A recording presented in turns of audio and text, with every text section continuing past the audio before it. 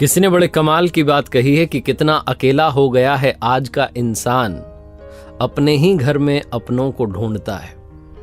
नमस्ते दोस्तों, मैं हूं आरजे कार्तिक।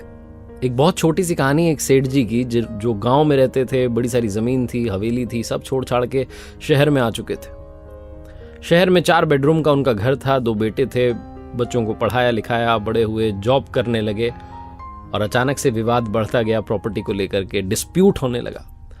आए दिन घर में झगड़े होते थे और एक दिन तो हद हो गई, दोनों भाई मरने मारने पर उतारू हो गए, हाथापाई होने लगे। ये वहीं हो रहा था जहां लिविंग रूम था उनका, जहां हॉल था। जब ये हो रहा था तो वो जो सेठ जी थे वो जोर जोर से पेट पकड़ के हंसने लगे। दोनों भाइयों को समझ में नहीं आया कि क्या हो गया है। उन्होंने कहा, पापा यहां झगड़ा चल रहा है और आप जो है हंसते चले जा रहे हैं।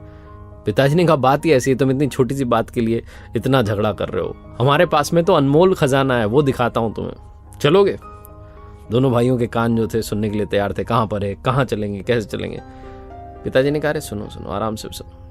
पहली बात तो तुम झगड़ा नहीं करोगे तो मैं लेके चलूंगा, प्रेम से चलेंगे। उन्होंने कहा, ठीक है जी, 3-4 दिन की छुट्टी ले लो, चल कर आते हैं। अगली सुबह वो बस यात्रा के लिए तैयार थे।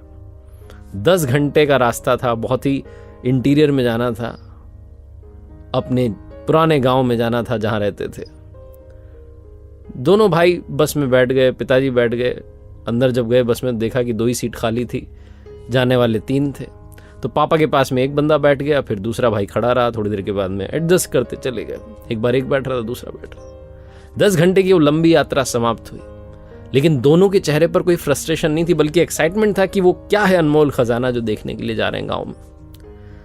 गांव में पहुंचे तो पिताजी के पुराने जानकार मिल गए। नमस्कार करते हुए, हाय हेलो करते हुए आगे बढ़े और गांव के आखिरी कोने पर पहुंचे तो दूर से दिख रही थी एक हवेली जो जिसके पास पहुंच चुके थे। लेकिन जैसे जैसे पास जाते गए उन्हें दिखाई दिया कि हवेली खंडर हो चुकी है। वो जो पापा थे उन्होंने देखा सेठ जी ने कि ये तो पूरी बेकार हो चुकी है। कबूतरों ने घोंसले बना लिए, झाड़ियां उग गई हैं, वीरान सुनसान हो गई है। और जहां उन्होंने देखा वो हवेली के बाहर ही बैठ करके रोने लग गए, रोते चले जा रहे थे। दोनों भाइयों को समझ में नहीं आया, पापा को क्या हो गया? पूछा, पापा क्या हुआ? पिताजी ने कहा, याद करो वो बचपन जब तुम इसी आंगन में खेला करते थे।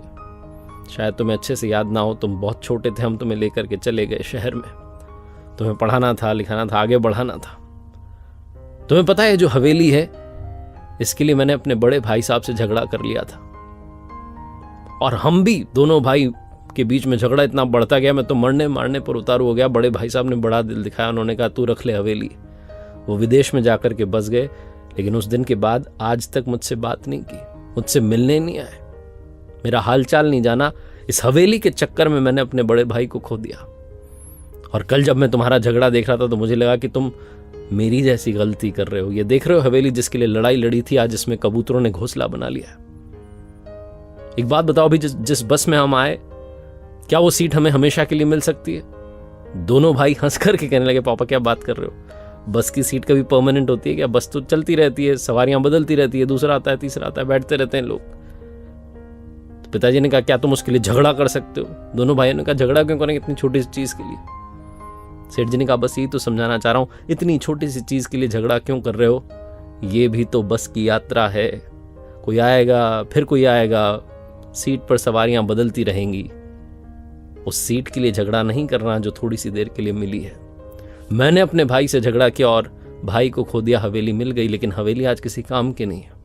तुम दोनों झगड़ा करोगे, प्रॉपर्टी तो मिल जाएगी, लेकिन अपनापन चला जाएगा, रिश्ता टूट जाएगा। उस बस की यात्रा में जैसा तुमने तालमेल बैठाया था, बस वो बैठाना सीख लो, जीवन सफल हो जाएगा। बहुत छोटी सी कहानी जो बताती है कि मटेरियलिस्टिक दुनिया के पीछे हम इमोशनल दुनिया को बहुत पीछे छोड़ आए।